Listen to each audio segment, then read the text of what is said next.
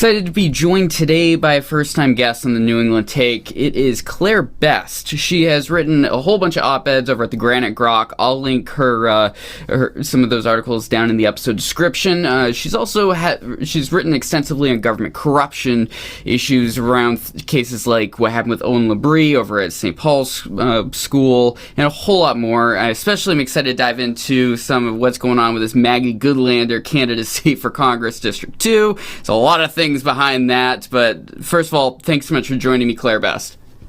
Thank you, AJ. Thank you for having me. Hello, everybody. So first of all, I want to point out I'm an independent voter. I used to be a Democrat. I'm an independent. I still have not sent in my voting card yet. So I speak truly as someone who's just looking at the whole thing. What the hell is going on? My background is as a documentary filmmaker and as a Hollywood studio executive, and nowadays as a film and television executive. And so part of my background actually deals with law, contracts, disputes, things like that, life rights. And also part of my background deals with, storytelling as well. And fact checking and having to look into people's backgrounds of who my clients are going to work with and so forth. So it's really as a result of all of that I started getting into what was going on in New Hampshire and realizing that it's a very important state for the nation. Even though it's, I think, the fifth smallest state, it has the second largest state house in the United States, fourth largest in the world. And it's a big player with the First in the Nation primary. Our senators and Congress, men and women, are always players in D.C. when it comes to things, and we'll dive into a little bit of that, too, with some of this story and the interconnectedness with some of these individuals.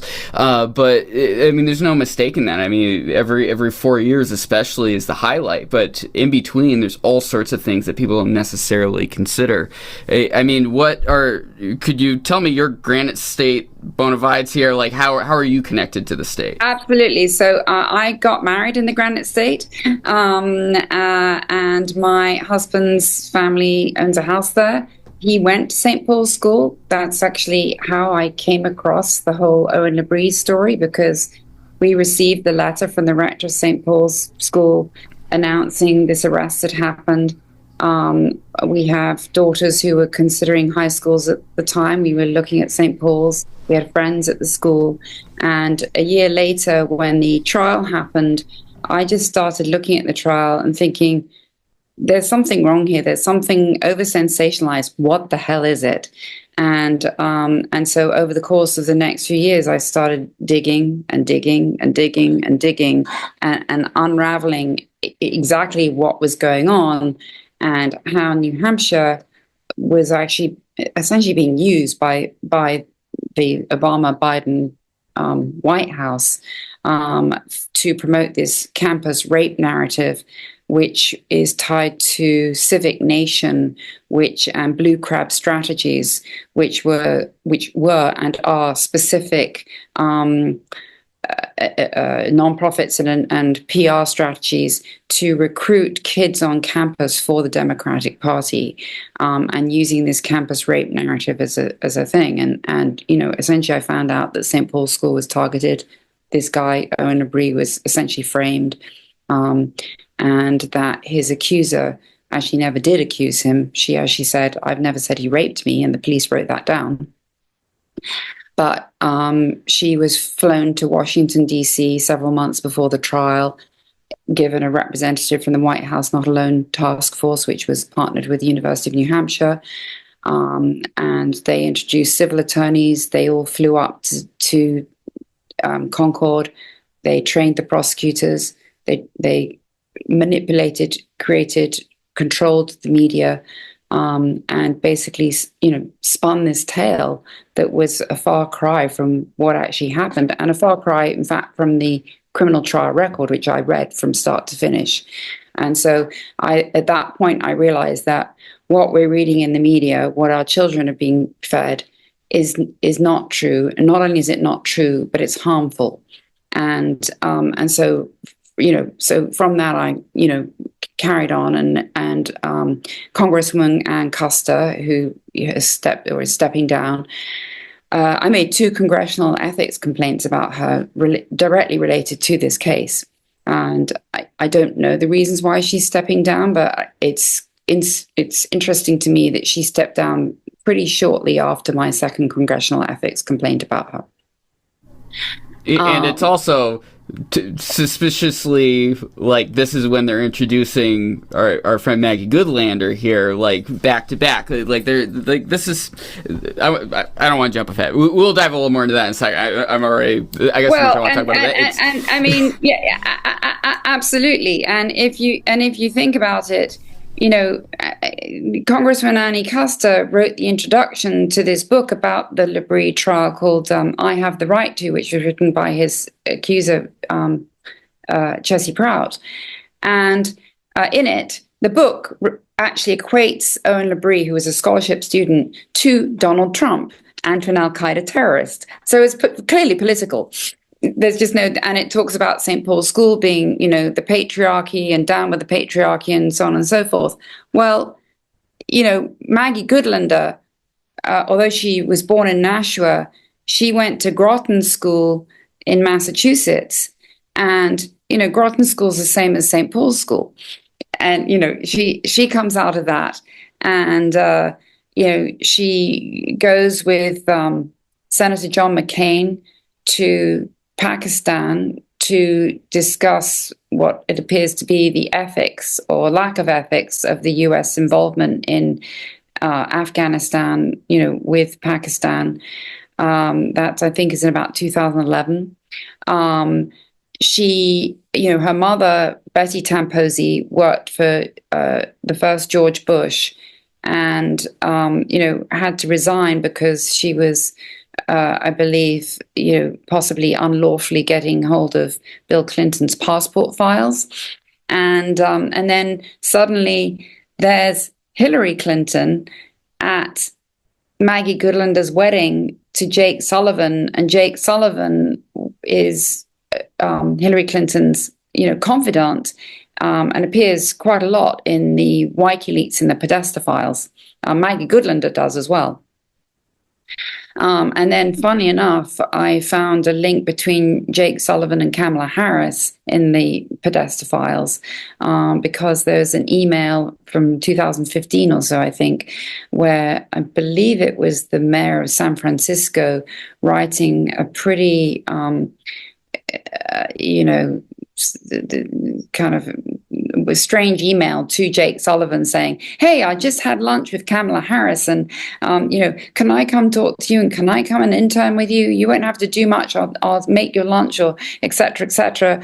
And it's quite clear that she wants to go to talk to her about Kamala, or go to talk to Jake about Kamala Harris, knowing that Jake is basically the inside track to Hillary Clinton. It's like there's 2 big things. There's 2 big takeaways I take away from your writing. So both are terrible. So first of all, everyone's connected. You just dove into some very specific examples so that everyone's connected when it comes to the world of establishment politics. Something I've talked about forever here. I think the parties at the national state level have serious problems that need to be corrected. A lot of it comes down to it's very full of nepotism and not necessarily who's best for the state or the people they're representing, but it's what's best for the party and the donors.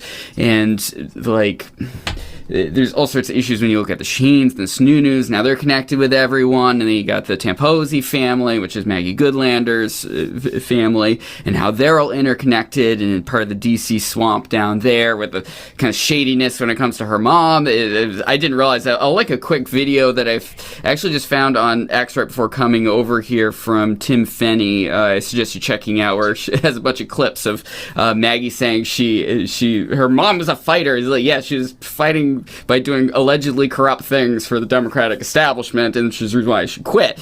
It's not good.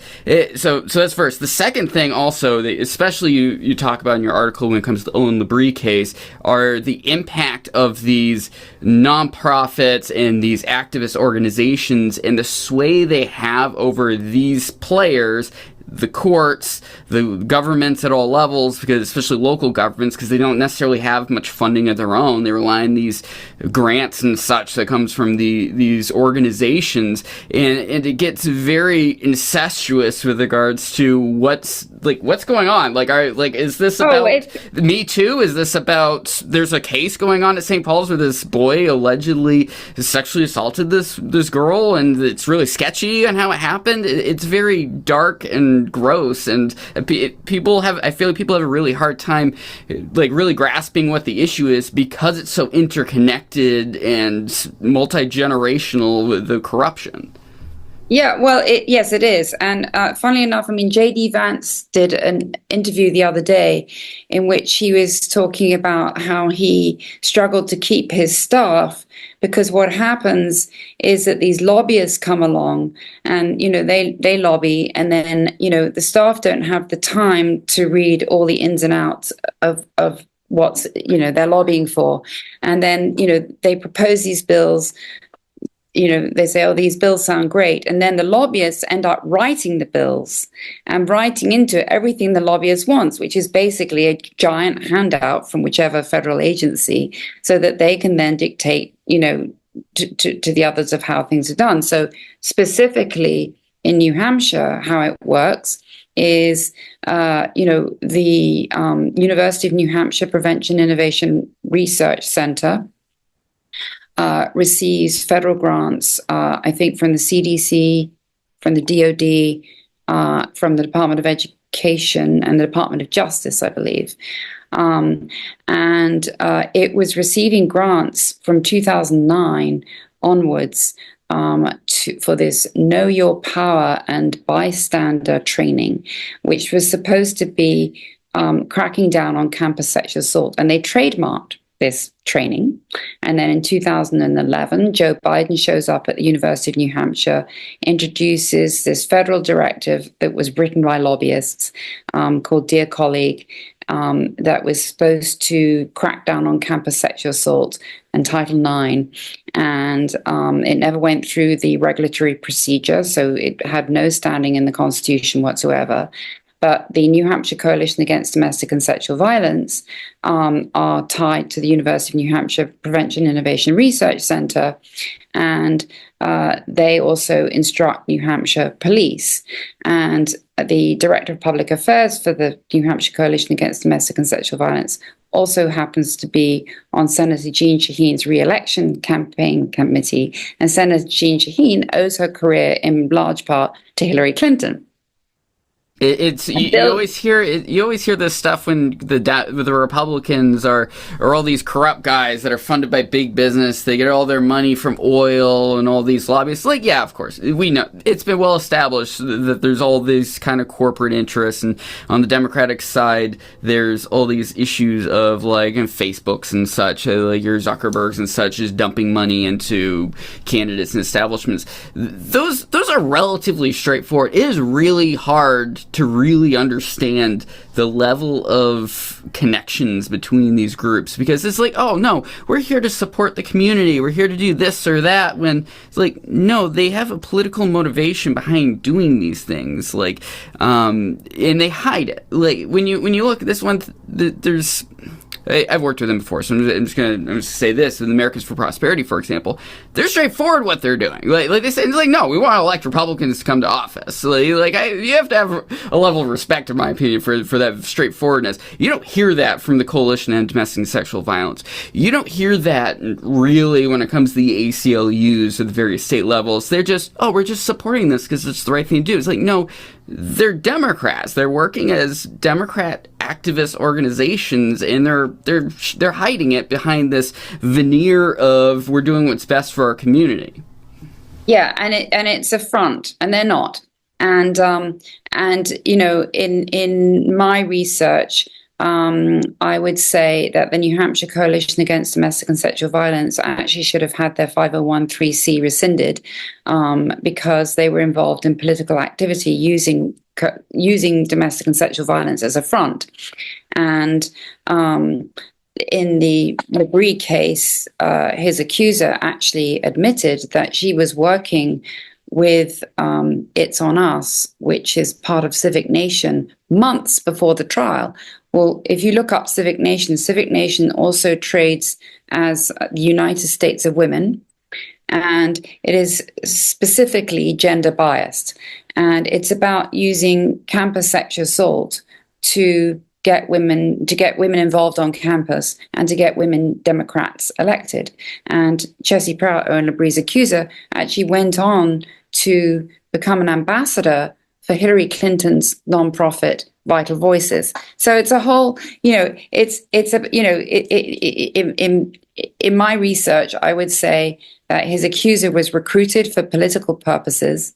And that he was used as a scapegoat for political purposes, and that this was the opportunity, actually, in her own words, from Amanda Grady Sexton, for Senator Jeanne Shaheen, for Congressman Ann Custer to make up whatever to be able to get legislation passed, and using these and to get money for New Hampshire that could then be used for election purposes, but hidden as domestic and sexual violence addressing. And it's very interesting that the coalition are very unforthcoming about letting their full IRS tax form IR 990 and they put on their IRS form 990 that they spend zero on lobbying. Which is not true. Total lie. There's no way around it. Lie. As I go up and down Main Street, and I live in downtown Concord, and I see their damn signs everywhere. It's like, you're in downtown Concord, and you're over at the State House all the time. Amanda Grady Sexton lives there. But the reason that they put down zero is because under the federal grants that they get, they're not allowed to use those grants for lobbying. So that's why they fill in zero, and everybody says nothing. But going back to Maggie Goodlander, I think that one of the things that I didn't realize about Concord until I started getting into all of this is that really Concord is the swamp. DC is sort of the swamp, but the real swamp is Concord. And Concord and New Hampshire has $932.5 billion in hidden trusts and tax accounts and LLCs and offshore accounts. And, it's a magnet for dark money, and it's a magnet for dark money influence. And because you only need $100 to run for office there, that means that if you want to run for office, you're immediately approached by all these lobbyists. And, the state's disclosure laws are not being followed. The Secretary of State completely ignores them, and so do the courts, so do the public officials, because everybody's doing so well out of it. So Maggie Goodlander, she was a intelligence officer for the Navy Reserve. In my experience, once an intelligence officer, always an intelligence officer, even if you don't have that title anymore. Agreed.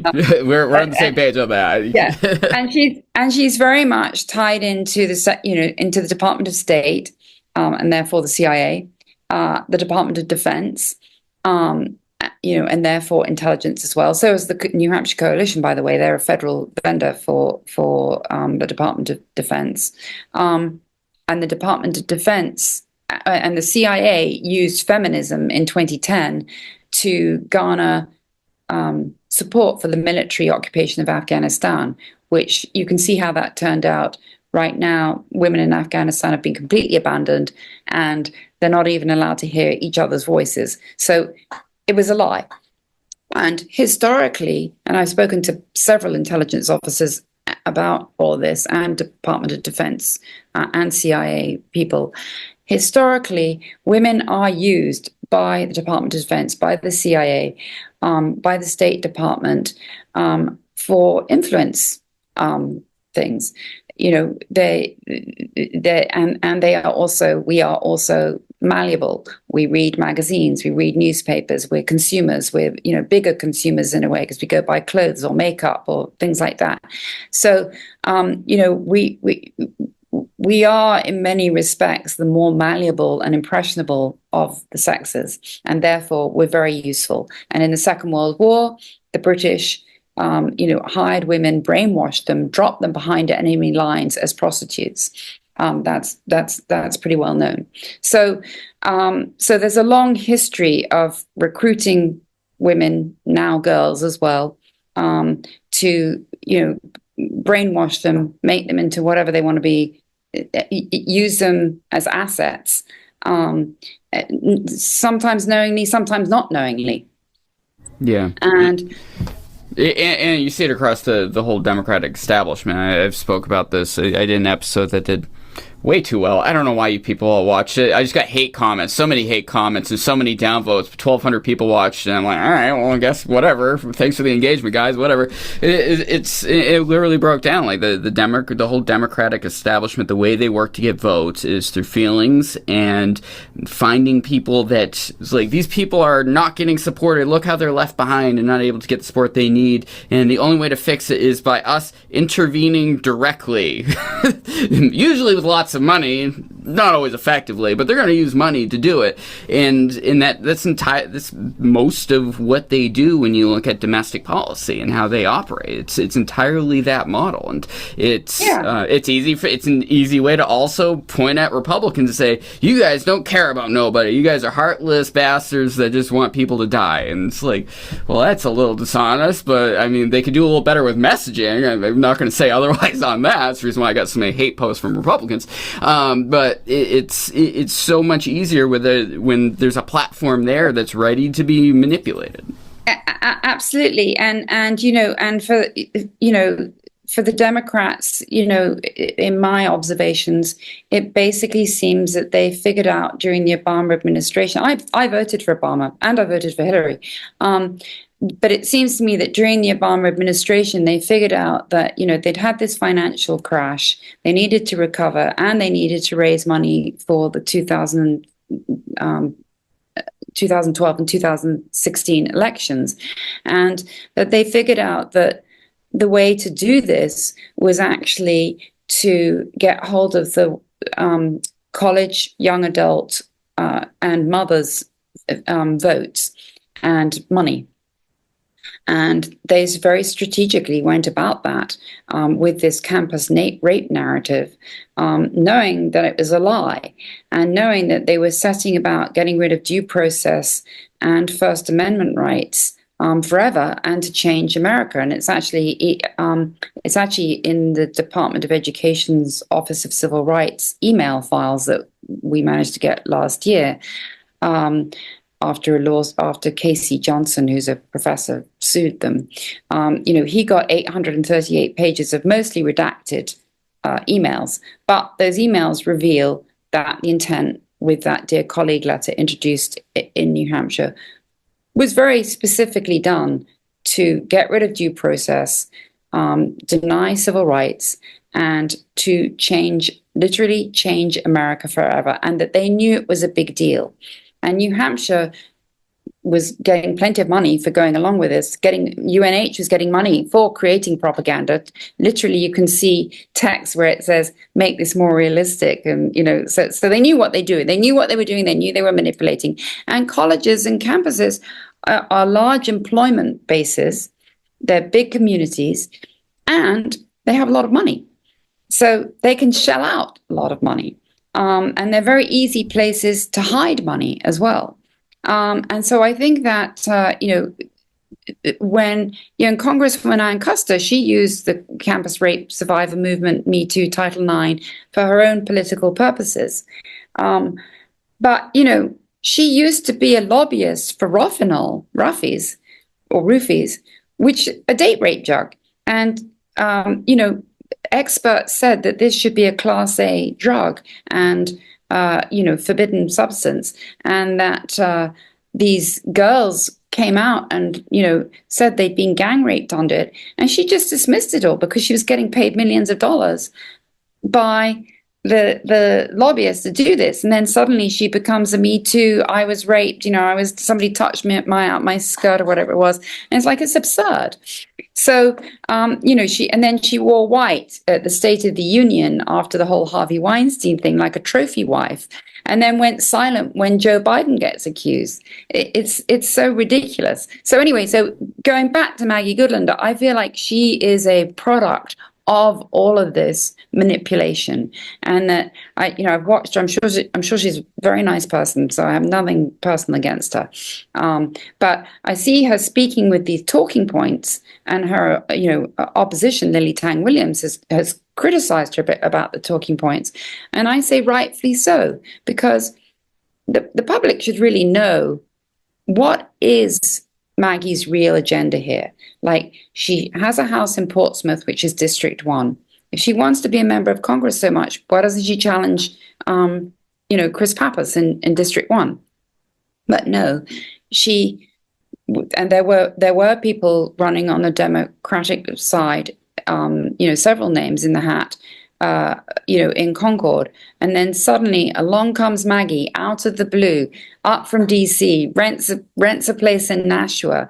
And suddenly, everybody suddenly kind of rolls back and says, oh, yeah, let's drop our support for these other people. And suddenly we're going to go for Maggie. And it's almost like somebody gave them the memo and said, you better sign on to this or else. It's steamrolled Colin Van Osteren. He just got run over, tossed aside. The guy has been a long-time player in the state. He's well respected by both sides of the aisle. Kind of like the guy. I don't think anyone has anything that really outside of just some policy stuff.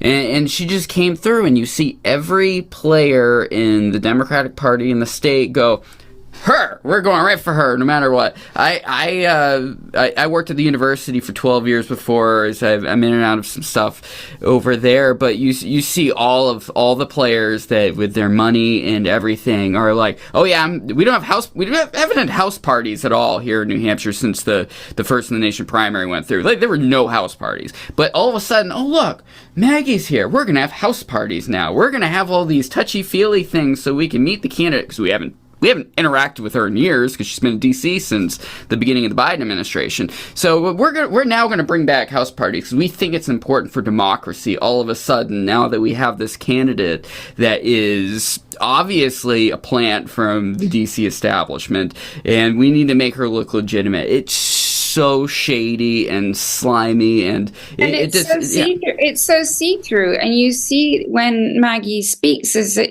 she has no clue of what the actual issues in New Hampshire are. She's come in with her talking points. She's, talking about, women's healthcare and abortion rights and so forth.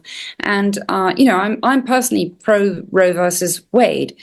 My take is I'm extremely upset with Senator Jeanne Shaheen and Congressman Annie Kuster and Senator Maggie Hassan, because they all received money from Emily's List and support from Emily's List. Emily's List was established specifically to get women Democrats elected who would make Roe versus Wade stick. And you have, you've got, Congressman Ann Kuster, she was a lawyer. Maggie Hassan, I think, Senator Jean, one of them was a lawyer as well. Shaheen. So, if I was a lawyer, if I was a female Democrat lawyer and I got elected to Congress or to the Senate, and I was worried about Roe versus Wade, having watched every SCOTUS hearing, the very first thing I would do with my money is I would get my team together and I'd say, read that ruling of Roe versus Wade front to back, line by line, word by word, and tell me where the vulnerabilities are. Highlight those vulnerabilities.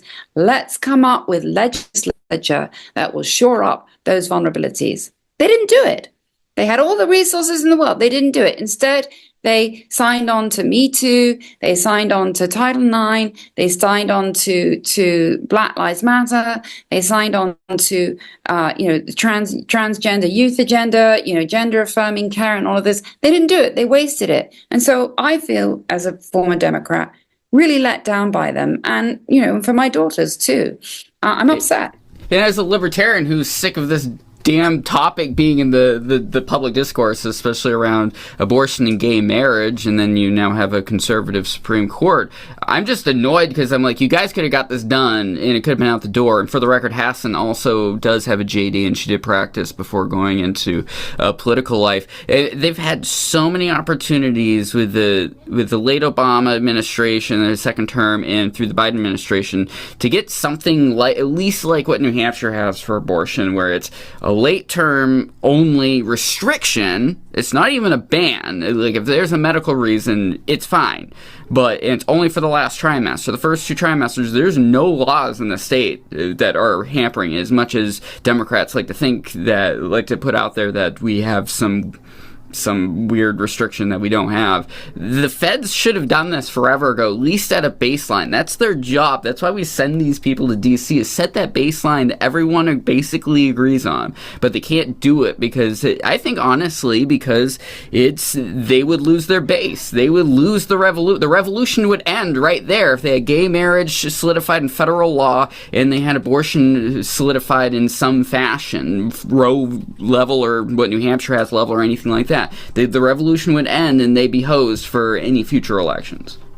Absolutely. Well, also, I think the problem is that, the moment that the Dobbs leak happened, within minutes, I got an email from Senator Maggie Hassan asking for fundraising. I'm thinking, and then I got one from, I think, Senator Hassan and all these other people as well, fundraising. And it's like, okay, if I were you, I wouldn't be fundraising right now. I would be saying, okay, this Dobbs leaks has happened. What emergency ruling can we get passed before it becomes official to stop it? There certainly were emergency things that they could have done. They didn't do them. Not one of them. Joe Biden, nobody else. They used this as a fundraising opportunity. It was absurd. Yeah, it's terrible. I mean, Biden could have put some executive orders in place that would have made them look really good. It would have helped when any upcoming elections would have come through, instead of focusing on like the MAGA narrative and things like that. They could have had like positive ammo to say, hey, we're going to finally make this happen. Silence. No, and I think that, Maggie Goodlander's, signing on to this, abortion rights, healthcare kind of thing is ridiculous, because for New Hampshire, as you said, it's one of the best places in the nation and very fair. And frankly, New Hampshire's 24-week abortion allowance, and then, thereafter, if there are health issues and so forth, is not only extremely reasonable, but also is far better than I believe any other European nation. And yeah, it's usually like 13 weeks or something like that. Yeah, I think it's 16 in some, it's 12 in others. But all England, France, Sweden, that they're all less than New Hampshire. So this ridiculous argument of hanging their coat only on this is absurd. When we've got much bigger problems to deal with. And, also the gun, they talk about gun control. And, I have family members who actually were at those schools in Newtown, Connecticut, when that happened. I'll never forget receiving the phone call saying, pray for our family. And, and that kind of massacre affects not just the families that were of the people who were killed, but also the entire community and the psyche of the community for decades to come, for life. It's lifelong trauma. But I feel like this vacuous argument from the Democrats about gun control is ridiculous. And it's like, there are many things you can do, women against drunk drivers or mothers against drunk drivers, MAD, they got very active with billboards and and notices and same thing with the cigarette, with the people against tobacco. They got very active. Same thing with Lila McElthwaite, who single-handedly managed pretty much to shut down Pornhub. And she went to I think she went to the New York Times, got an article written about it. She then got the major credit card companies to stop accepting payment for Pornhub. And then it all started coming out, and now, they're shutting down. I think they're criminal charges. And she did that all by herself. And, so if she can do that, I mean, I'm personally against guns, but I respect the Second Amendment, and that's other people's rights. So it's like, if you want to change it, there are real meaningful things you can do. And other people have done it to address the tobacco, alcohol, and instead they're using it as a fundraising mechanism for Democratic politicians while not doing anything. And, I haven't looked at the exact statistics, but I believe that gun violence is up under the Biden-Harris administration by quite a lot. Mass shootings are up than they were under the Trump administration. So you have to say, well, why is that? And why do they just, and New Hampshire with a population of 1.4 million produces 1.3 million handguns a year. And you never hear Senator Jeanne Shaheen and Maggie Hassan going around to the gun manufacturers in New Hampshire and asking them why they're producing so many guns. Of course you don't, because they get something like, I think it's like $147 per capita for every citizen in New Hampshire for the gun manufacturing industry. And bombs and weapons are one of New Hampshire's biggest exports. All right. Yeah, I think that's a great place to close on. It really goes full circle, like how there's so many aspects to what's going on with the current establishment. I'm very grateful for the last few years, where kind of feel like the veil is lifting and people are seeing more and more of the situation. I'm hoping in the long run, this ain't going to be fixed overnight, guys. This is going to take a while, but my hope is in the long run, over time, we begin to start weeding out the establishment goons and start getting some new blood in, that maybe we'll start making changes. Doing some of the work like Massey is doing, for example. Like, I'm a huge fan of what he's doing from Kentucky, and I hope that continues. And I'll keep ranting about it and bringing on awesome guests like you to talk about these issues. Thank you so much, Claire Best, for joining me today. Thank you. Thanks, AJ. Thank you. Bye. So I'll put in the episode description a link to some of her articles over at the Granite Grok, as well as a great post that covers some of the Owen Labrie situation and what really went down with some of that, as well as the kind of entertaining couple Maggie Goodlander clips I saw. I think you should give him a view, give him a subscribe. All right. NewEnglandTake.com. Be sure to like and subscribe. We're on all major podcast platforms, as well as here on YouTube. So we'll talk to you soon.